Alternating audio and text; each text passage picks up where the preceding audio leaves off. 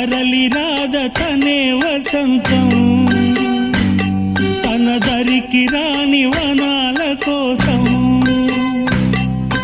తరలి రాద తనే వసంతం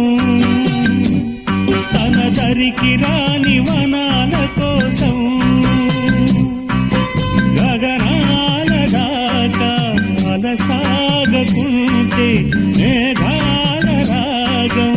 ఇలా చేరుకోదా